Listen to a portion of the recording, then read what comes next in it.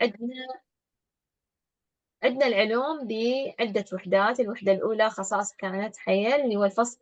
الوحدة الأولى بها فصلين. الفصل الأول التكاثر الطبيعي في النباتات، طبعا بطريقتين، يكون تكاثر أما بالبذور أو تكاثر خضري.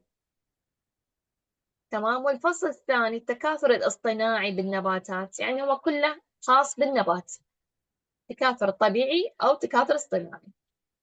الاصطناعي حيكون أما بالأقلام أو تكاثر بالفسائل وتكاثر بالأوراق. هسه اليوم راح نشرح الموضوع الأول اللي هو التكاثر بالبذور. هذا الموضوع الأول راح نشرحه. تمام. طبعا هو موجود بالكتاب. نقول بالله هو كم فصل بالكتاب؟ 11 فصل. زين، نجي على الفصل الأول. نشوف أقول لكم مين تبدون يعني بالضبط. هذا كله هذا هيك يعني بس مجرد مقدمة. هذا منا راح تبدون. الوحدة الأولى خصائص كائنات الحياة. الفصل الأول تكاثر طبيعي بالنباتات، اللي هو أول شيء تكاثر بالبذور. تمام. هذه عندكم النبتة نبتت عن طريق الزراعة بالبذور. بذرة فاصوليا زرعناها. تمام. هسه احنا تشوفون هذا الكتاب شرح. هذا انتم راح تجون شو تسوون؟ راح ادز لكم طبعا اللي ما عنده PDF ادز لكم اياه. تمام. هذا راح تجون تقروه، بس انا مسوي لكم ملخص حلو ومرتب وبيه اسئله وزاريه. بس هذا انتم مطلوب من عندكم تقروه كله، تقروه هذا الموضوع. تمام. هسه راح اطلع لكم الملخص. احنا كانت ست يلدز بالخامس كلاس، لانه يعني مو كلنا كتبوا هيك. اي لا، مو هذاك كان صف خامس كنتوا. هسه وزاري. انتوا بالوزاره لازم كل شيء تقرون، يعني ماكو شيء تعبروه. هسه نجي خل اشوفكم. عندي انا مسويه ملخص ملخص حلو للموضوع. معلش كل صور. احنا نكتب الملخص. انا راح اشرح لكم عن الملخص، وبعدين اللي يحب يريد الملخص عد يكتب لي حتى ادز لكم اياه على الخاص. تمام ست، لأنه العلم لازم درس. لا، هذا ملخص حلو يخليك انت تفتهم الموضوع. يعني انت صح لازم هو هذا نحفظه بعدين، بس هذا يفهمك. تمام. عندنا اول تقسيم تكاثر بالنباتات. طبعا احنا قلنا هو الوحده الاولى تكاثر طبيعي. ينقسم التكاثر بالنباتات الى قسمين، اما تكاثر طبيعي بالنباتات او تكاثر اصطناعي. هذا نسميه مخطط. هذا مخطط للوحده الاولى. يعني ممكن هذا يجي لنا بالامتحان، يجوز يجي سؤال ارسم المخطط التكاثر في النباتات. هالسنه جابوا لهم السنه الماضيه فادوا لهم طبعا بالاجتماعيات. قالوا لهم ريد ارسموا لنا مخطط. طلاب ظلوا صافنين يعني شلون نرسم مخطط. فمحتمل بالعلوم هم يجيب لنا هيك سؤال، يقول ارسم مخطط التكاثر في النباتات. انت خو ما تظل صافن، ترسم حد التكاثر بالنباتات ترسم مربع اللي هو نوعين، تكاثر طبيعي تكاثر اصطناعي. سهل، يا اما طبيعي يا اما اصطناعي. زين، الطبيعي تسوي سهمين هيك، تسوي مربعين، تكاثر اما بالبذور او تكاثر خضري. خلي اخذ بس الاوبن افتح السبوره. ست، وإذا واحد يعني خطأ بالراس مو زين، يعني مو كلش حلو. عادي عادي، ما له علاقه الخط، يعني انت شلون ترتبه هو اهم شيء مفهوم ينقري. تمام. حتى لو خط مو حلو، حتى لو مؤلم مرتب وكذا، يعني تقدر هيك تسوي انه تكتب مثلا تسوي هيك مربع وتسوي هيك، يعني قصدك هيك حتسوي. طبعا انت مسطره وترتب وهيك، فما يعني راح هسه انا اسوي كيا بدون مسطره. تكتب هنا تكاثر بالنبات، تكاثر في النبات. طبعا ما عندي مجال، خلي نسوي بعدين على السبوره. تمام. تكاثر في النباتات تكتبها هاي كلها كامله وتقسمها. تكاثر طبيعي وتكاثر شنو؟ اصطناعي. حتى لو ما تكتب كلمة تكاثر، بس اكتب طبيعي واصطناعي. تمام. الطبيعي تكتب أهم شيء، هاي تكتبها، هاي الكلمة أهم شيء بالبذور، وهنا ايش تكتب عليها؟ هاي الفضاري. تمام. الاصطناعي، اصطناعي يا أما بالأقلام والتطعيم يا أما بالفسائل. طبعا هو احنا هذا هسه بعدنا ما ماخذين هذا ملخص لكل الوحدة. يعني الوحدة هاي بيها ايش كم درس؟ بيها درسين. تمام. هذا بس مجرد مخطط لهذه الوحدة. زين.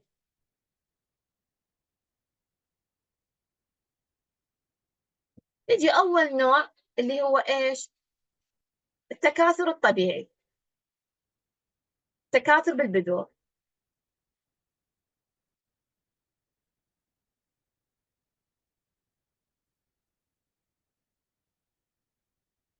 هنا عندنا تعاريف مهمة، وهذين طبعا أسئلة وزارية، هاي مهمة، مهمة جدا. هذه أسئلة وزارية مهمة جدا. أنا طبعا بدي أجيب لكم ملخص، بس هذا كله هو عبارة عن أسئلة وزارية. هذا السؤال جاي بتعاريف، يقول لك عرف الزهرة، عرف الإخصاب، البذرة. شنو الزهرة؟ تعريف الزهرة هي عضو التكاثر في النباتات. إذا شنو الزرع؟ عضو التكاثر في النبات. تحتوي على إيش؟ أعضاء تذكير وتأنيث، وعن طريقهما يحدث عملية الإخصاب. هذا تعريف الزهرة، هذا لازم إحنا شنو؟ نكون نحفظه.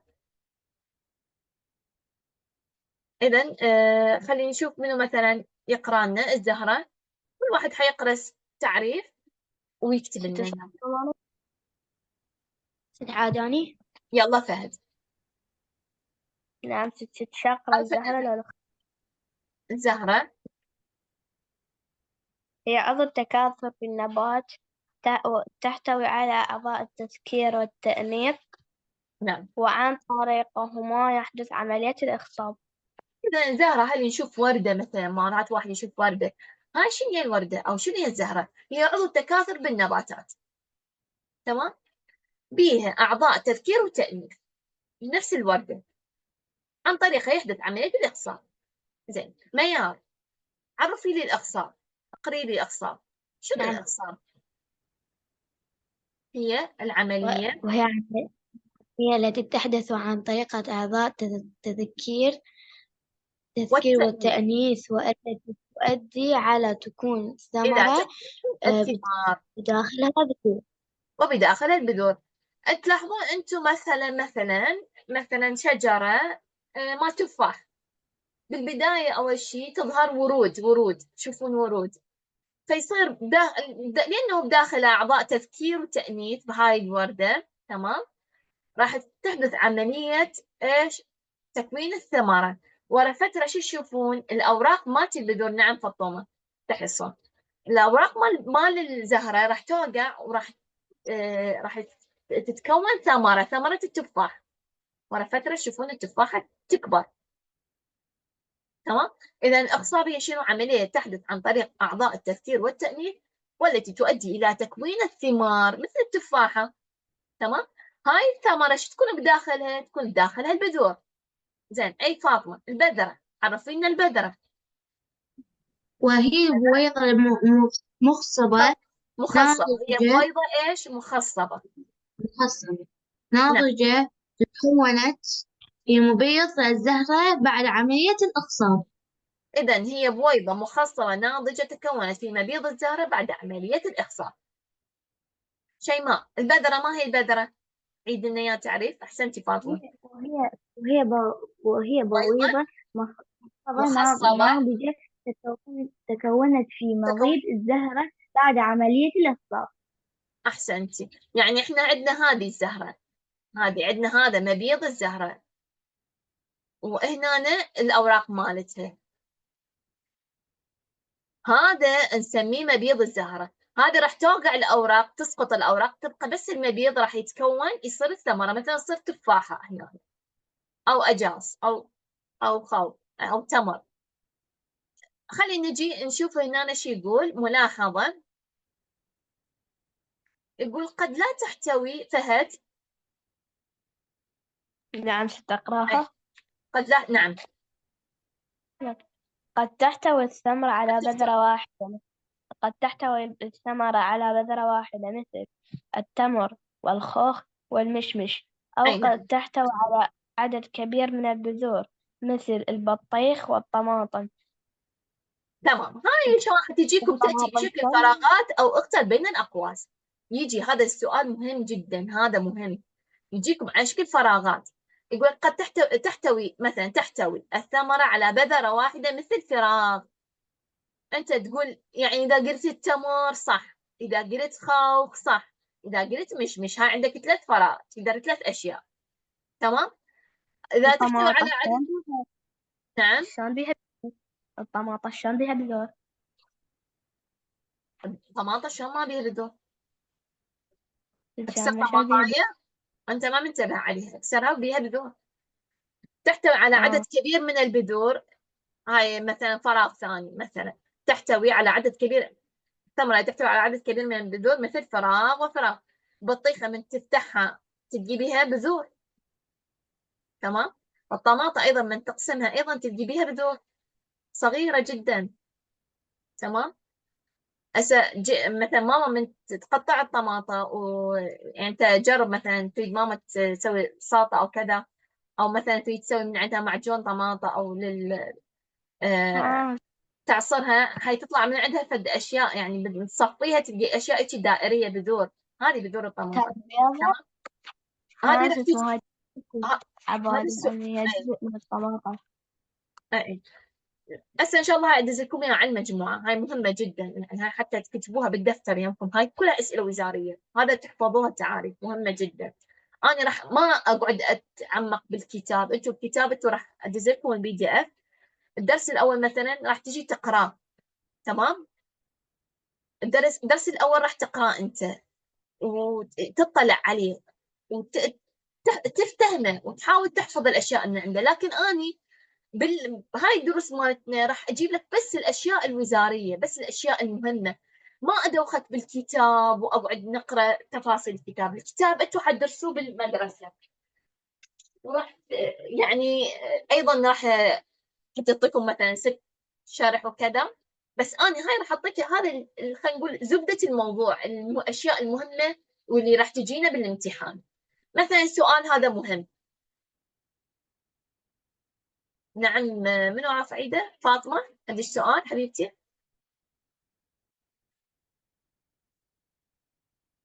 قولي فطومه. لا ست ما عندي سؤال. ها. نسوي رفع اليد عبالي عند السؤال. تمام. عندنا ست هنا بعد مو سؤال. هذاك السؤال. عادي عادي مو مشكلة. يلا عندنا هنا سؤال، هذا السؤال طبعا وزاري مهم جدا. ما البذرة وما أجزائها؟ هذا هنا شوفوا هذا السؤال، هذا وزاري ومهم جدا وكل سنة يتكرر. زين، الجواب شو تقول البذرة هي شنو؟ هذا تعريفها. من يقول ما البذرة يعني عرف البذرة. تقولون نفس الشيء قبل شوية قلناه، هي أو هو نقول بويضة مخصبة ناضجة بعد عملية الإخصاب، وتتكون في المبيض شنو؟ عندنا أجزاء البذرة. ما هي أجزاء البذرة؟ هو يقول ما هي أجزائها. عندنا أول شيء هذا غلاف البذرة. 2 الفلق، إذا قايل بس عدد أجزائها، بس عدد غلاف البذرة، الفلق. 3 الجنين. 4 السويداء. هاي 4 أقسام.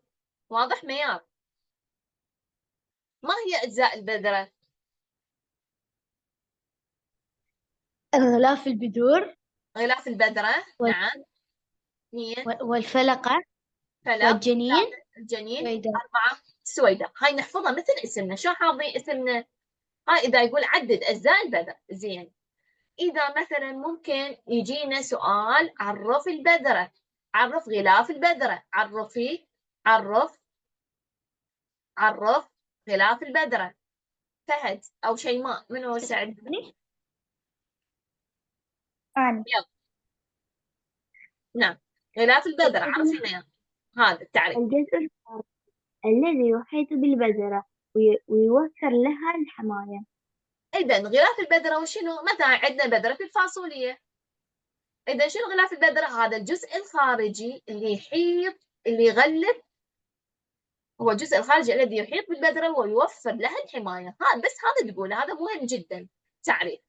إذا أقول لك عرف غلاف البذرة، أو يجي على شكل فراغ، ممكن يجي على شكل صح وخطأ. شلون فهد، شلون يجينا على شكل فراغ؟ مثلا يقول فراغ الجزء غلاف الخارجي، البذرة. يعطينا فراغ الجزء الخارجي الذي يحيط بالبذرة ويوفر لها الحماية. شنو الفراغ؟ شنو نكتب به؟ غلاف البذرة، أو اكتب مثلا غلاف البذرة واكتب الجزء الخارجي الذي يحيط بالبذرة يوفر لها فراغ، عافية، يوفر يوفر لها لها. الحماية. أو نقول غلاف البذرة هو فراغ الذي يحيط بالبذرة. هو شنو؟ الجزء الخارجي. يعني أي شيء يجي من هذا نحفظه حفظ على يعني غيرنا. هذا التعريف مهم جدا نحفظه. يعني ممكن يجينا فراغ، ممكن يجينا هنا الفراغ، ممكن يجينا هنا الفراغ، ممكن هنا الفراغ. تمام؟ أنا إذا حافظ التعريف راح أعرف شلون أجاوبه. هذا سؤال وزاري. هذا أيضا عرفي الفلق فاطمة. ما هو الفلق؟ الجزء الأكبر من البذرة، وقد تكون البذرة ذات فلقة واحدة مثل الذرة، أو ذات فلقتين مثل الفاصوليا. أحسنتي رائع جدا. إذا الفلق هو الجزء الأكبر من البذرة. تكون مثلا البذرة ذات فلقة واحدة، هي فلقة واحدة، يعني ما تنقسم. مثل الذرة، شايفين العرنوس أو الأذرة، هاي اللي تشوفوها البذرة مالتها الصفراء، مصر بالتركي. تمام؟ تكون فلقة واحدة، يعني هي جزء واحد، جزء كامل واحد. أو ذات فلقتين، مثل الفاصوليا. فاصوليا أنت لو تجون تنقعوها بالمي، تجون ورا تقدرون تسووها فلقتين، تنقسم قسمين، هاي يسموها ذات الفلقتين. هاي ماخذيها أصلا بالعلوم بالصفوف يعني من الأول للخامس إحنا ماخذين هاي الأشياء. طيب فهد، الجنين هسه جزء، عرف لي الجنين. نعم ست. الجنين يحتوي الجنين على الأعضاء الأساسية نفسها التي يتكون منها النبات البالغ، ولكن بحجم أصغر. الجنين راح شنو يحتوي ايش الجنين؟ على اعضاء اساسيه نفسها للنبات، يتكون من عندها النبات البالغ. يعني مثلا احنا الخوخ، مثلا خوخه نصها البذره هي جزء مصغر من الخوخ. تمام؟ نفس المواد الاساسيه تتكون من عندها النبات البالغ، الخوخه نفسها الكبيره، لكن حجمها اصغر، حجم اصغر. واضح؟ زين. السويداء ميار. ست عداني. اي ميار، افتح الصفحة اللي نعم ست. هي الغذاء. وهي غذاء مخزونة داخل البذرة الذي يغطيها على تغذى الجنين. عليه الجنين. إذا شنو هي السويداء؟ هي الغذاء المخزون وين؟ داخل البذرة. منو يتغذى داخل عليه؟ البذرة عافية، يتغذى عليه الجنين. الجنين. إذا هاي شنو هي السويداء؟ فشي هذا فد مكان نسميه هو بالغذاء المخزون اللي داخل البذرة. تمام؟ اللي هذا منو حيتغذى عليه بعدين؟ فيما بعد يتغذى عليه الجنين حتى يكون لنا ثمرة أو يكون لنا نبات جديد. تمام؟ زين. واضح؟ هاي عرفنا أجزاء البذرة. هذا سؤال وزاري جانا أكثر من سنة، ما البذرة وما أجزائها. تقول الجواب راح تعرف البذرة وتقول الأجزاء برأسا، بس مجرد تقول غلاف البذرة فلق جنين سويداء، مو إلا تعرفهن، ما يحتاج أعرفهن، بس تذكر هذني غلاف البذرة والفلق والجنين، هاي أجزاء البذرة. تمام؟ أما يعني لمن إذا هو راد بالتفصيل. نعم. ست مثلا سألنا بالوزارة عدد أجزاء البذرة، نحن بس نكتب الأجزاء وما نكتب، ما تحتاج تعريف، مو صحيح؟ ما تكتب التعريف. اي اما اذا هو بالامتحان يقول عدد اجزاء البذره مع الشرح، فانت لازم شو تسوين؟ تكتبين الغلاف البذره، تقولين هو الجزء الخارجي اللي يحيط بالبذره ويوفر الحمايه لها. هاي رقم واحد. رقم اثنين طبعا تسويها انت واحد جواها اثنين وتكتبيها. 3 وتكتبيها هيك، 4 وتكتبيها، بس أنا مسويت الأشياء على شكل هيك مجسمة حتى على مود تكون واضحة لكم. زين، يعني تكتبوها طبيعي، كتابة طبيعية. تمام. زين. نعم شكرا. هسه السؤال، مما يتكون الجنين؟ خلي ناخذ صورة أوضح. دقيقة.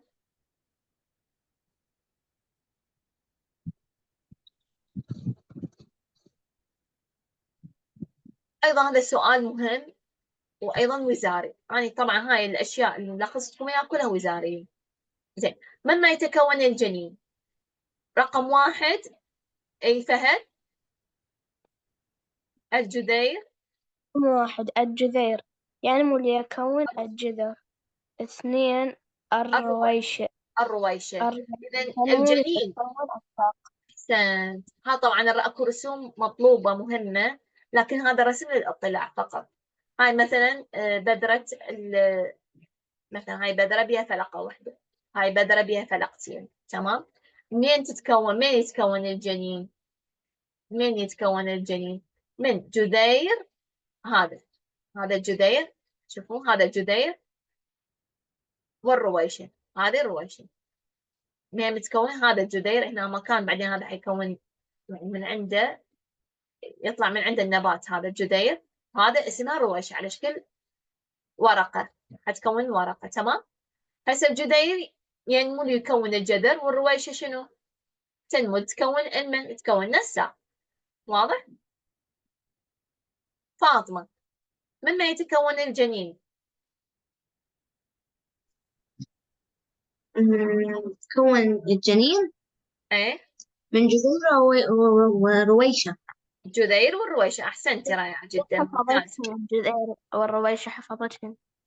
أحسنت. هو احنا هذا الهدف عندنا أثناء الدرس تحفظ الموضوع يعني. تعرف. زين. سؤال، ما هي العملية من وصلنا هسه شيماء؟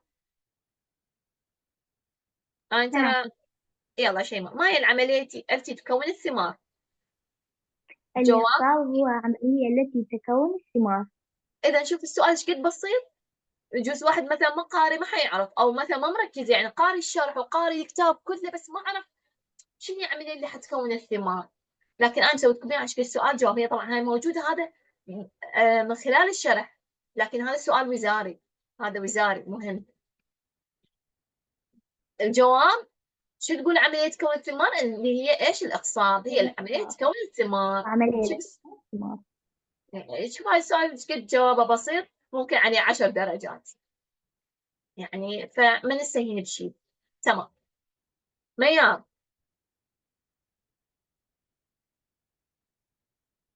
نعم ست. ما أجزاء الجنين في البذرة؟ شو تقولين هاي؟ يتكون من الجذع الذي ينمو ليكون جذر. الرويشة التي تنمو لتكون ساق. تكون الساق. أحسنتي رائعة جدا. شوفوا هذا سؤال وزاري، مرة جاينا بطريقة هيك قايل سؤال، ما أجزاء الجنين في البذرة، فأنت شو تقول؟ الجواب جذير والرويشة. إذا قايل مع الشرح فأنت شو تقول؟ الجذير الذي ينمو ليكون الجذر، والرويشة التي تنمو لتكون الساق. بس ها هي. ومرة جاي نفس السؤال على شكل فراغ، جاينا هيك على شكل فراغ. تمام. يقول يتكون من فراغ الذي ينمو ليكون. هو شو يقول؟ الجنين هيك يقول أجزاء الجنين أو الجنين يتكون من فراغ الذي ينمو ليكون فراغ. فأنتوا شو تقولون؟ الجذير ينمو ليكون شو؟ يكون الجذر وفراغ. إذا قلنا جذير ورويشة حفظناها إحنا هسه، مو؟ أنا متأكدة أنتوا هسه كلكم حفظتوها وياي. الجنين من يتكون؟ جذير ورويشة. الجذير ينمو ليكون فراغ الجذر، والرويشة تنمو لتكون فراغ الساق. مو صحيح؟ كلنا حفظناها. فهد، نعم لو اعتمد الإنسان في غذائه على البذور فقط، ما تأثير ذلك على عدد النبات؟ طبعا هاي موجودة تفكير ناقد بس ما إلها جواب، لكن هنا احنا حلينا كتبنا الجواب، ما نترك شيء هنا، الأسئلة نحلها كلها. يعني شنو نعم. التفكير الناقص؟ هاي بالعلوم يسأل لو اعتمد الإنسان في غذاء على البذور فقط، بس ما بيجاوب، ما حاط لك جواب، فأنت هنا أنا مجاوبتك. زين، تمام لو ست. الإنسان يعتمد الجواب الغذاء على البذور، هل يأثر؟ الجواب قل عدد النباتات لو اعتمد الإنسان فقط على بذورها في غذائه. أحسنت، يعني إذا واحد بس ياكل بذور بذور بذور، ياكل بذور النباتات، زين شلون نزرع النبات؟ احنا نزرعه من البذرة، معناته راح يقل عدد النبات، أصلا إذا ياكل كل شيء هو يظل ياكل ياكل يموت.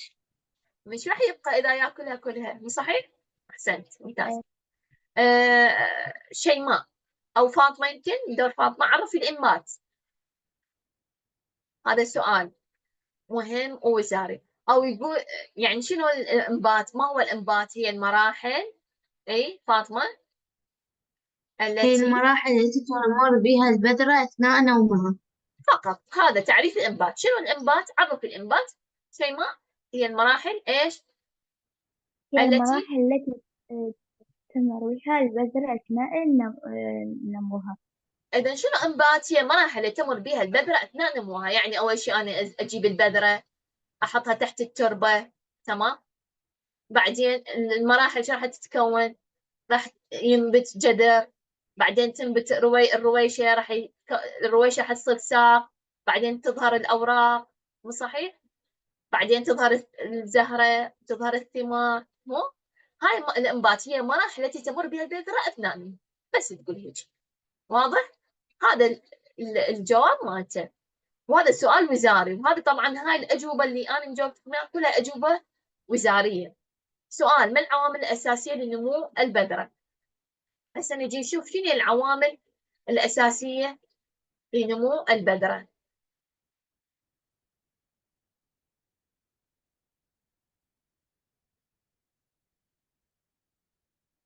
أي فهد. نعم رقم ست. واحد، أي عوامل رقم أساسية. واحد أي التربة الملائمة. رقم اثنين الماء الكافي. رقم ثلاثة العناصر الغذائية. هذا السؤال هواية متكرر، أنا جايبتكم أشياء الملخصة المهمة. عوامل أساسية حتى تنمو البذرة، لازم أكو عندي تربة ملائمة، يعني تربة زينة، يعني جيدة. مثلا أنا ما أجيب مثلا رمل وأحط بيه بذرة، لازم عندي تربة ملائمة. بعد عندي مي، عندي ماء كافي، شلون أزرع البذرة؟ لازم أسقيها بالماء. أيضا عندي عناصر غذائية. إذا هاي 3 عوامل مهمة جدا لنمو إيش البذرة. ميار، ما مراحل عملية الإنبات؟ نعم. ما عوامل الأساسية لنمو البذرة؟ دقيقة، هسه لحظة بس أطلع لك إياها. ما موجودين حبايبي وياي؟ ست الشاشة رايحة. هاي هسه أطلع دقيقة.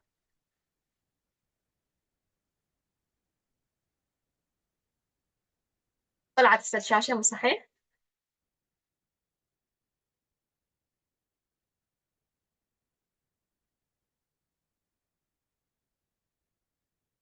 تمام. ما مراحل ميار هسه تسمعيني؟ نعم ست. إيه. أي هذا الزوم طلعنا كنا ورجعنا. تمام. ما مراحل عملية الإنبات؟ أول شيء راح تنتفخ البذرة عند حصولها على الماء الكافي. نعم. والعناصر الغذائية. أي تمام. بعدها يبدأ الجنين بالنمو وتكبر أجزاؤه شيئا فشيئا داخل التربة. مراحل عملية الإنبات أيضا هذا السؤال مهم. زين، عندنا: هل تختلف البذور الجافة عن غيرها في سرعة امتصاص الماء؟ أي ميار؟ نعم. البذور الجافة أول شيء شو حتسوي؟ حتمتص الماء، تقوم بامتصاص الماء. تصل الماء بسرعة في بداء الأمر بعدين حتى الماء. يحدث حتى يحدث الشبع التشبع والانتفاخ، يعني فرق تنتفخ ثم ايش؟ يعقب البذرة، الانتفاخ. ثم يعقب ذلك انخفاض في معدل امتصاص الماء. تمام. هذا يعني بس هيك مجرد توضيح، يعني مو يعني يسأل هل تختلف البذور الجافة عن غيرها بسرعة امتصاص؟ اي يعني اكو بذور بسرعة تمتص الماء، اكو لا. تمام. سؤال: على ماذا تتغذى البذرة أثناء فترة النمو؟ فهد. نعم ست. أجاب: في أثناء عملية النمو تتغذى البذرة على المادة الغذائية التي تخزن داخلها العناصر المغذية الموجودة صورة بصورة طبيعية في طبيعية التربة. في التربة. إذا على شنو تتغذى البذرة أثناء فترة النمو؟ قلنا أثناء عملية النمو تتغذى البذرة على المادة الغذائية. وين هاي موجودة المادة الغذائية؟ تذكروا احنا قلنا السويداء تخزن داخلها العناصر المغذية، اكو مكان، اكو فد شيء اسمه السويداء اللي هو يخزن العناصر المغذية، مو صحيح؟ بداخل البذرة موجودة تتغذى عليها. تمام. وايضا العناصر، اكو عناصر موجودة ايضا بصورة طبيعية في التربة. واضح؟ زين. سعد أقرأ. يلا شيماء، سؤال: هل تختلف البذور في سرعة نموها؟ نعم، تختلف البذور في سرعة نموها، فمنها ما ينمو خلال مدة قصيرة من الزمن مثل الفاصوليا، منها ما يحتاج مدة طويلة من الزمن قد تمتد الأشهر تمتد مثل القمح لأشهر. والبذرة أو الذرة. هاي تجي على شكل فراغ وتجي على شكل سؤال. ممكن يجي سؤال: هل تختلف البذور في سرعة نموها؟ نقول نعم تختلف البذور بسرعة نموها. يعني اكو بعض البذور فاطمة وياي تنمو خلال مدة قصيرة من الزمن، مثل ايش؟ يجي مثل فراغ، يا شو اسمه تنمو فترة قصيرة. فطومة مثل ايش؟ فاصوليا. فاصوليا. ومنها ما يحتاج مدة طويلة من الزمن قد تمتد لأشهر، مثل ايش؟ فراغ. قمح والذرة. قمح والذرة. هاي طبعا جايتنا بالكتاب من خلال الشرح بالأسطر بالأخير، يعني ما مبينة، بس هسه أنا سويت لكم إياه ووضحت لكم إياه. تجي هاي على شكل فراغ، تجينا صح وخطأ، تجينا اختيارات، تجينا هذا السؤال أيضا مثلا يقول: هل تختلف البذور بسرعة نموها؟ فنجاوب هذا الجواب. واضح؟ زين. احنا لازم نكون بالوزارة يعني كل شيء ننتبه له، ما نعبر شيء. زين. عندنا سؤال فهد: ما هي طرق انتشار البذور؟ نعم ست. الماء. الماء. أولا الماء، نعم. ثانيا رقم الحيوانات. 2 الحيوانات. ثالثا رقم 3 الهواء. رقم 4 الإنسان الانتشار الآلي. يعني رقم 4 الإنسان ممكن يسويها بطريقة الانتشار الآلي. هاي 4 نقاط مهمة جدا، وهذا السؤال يجي هذا أيضا وزاري مهم. تمام. ما هي طرق انتشار البذور؟ 4 عوامل: أما بالمي ينتشر، أو الحيوانات، أو الهواء، أو الإنسان. والإنسان حط بين قوسين انتشار آلي. هذا ممكن يجيك سؤال يقول سوي لي على شكل مخطط، ممكن يقول اكتب عددها، يعني تعددها هيك 1 2 3 تعددوها 4. تمام. ممكن يجي على شكل أيضا فراغات. واضح؟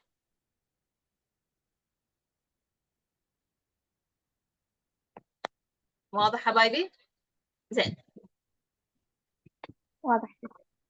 تمام. هسه يقول هنا سؤال: ما هي تكيفات البذور ميار التي ينقلها الهواء؟ شنو نعم ست. تكيفاتها؟ الجواب هذا مالتها شو تكون بذور؟ خفيفة الوزن ولها ولها تراكيب تشبه تشبه الأجنحة. شوفوا هاي شلون، هذه مرات نشوفها يعني شي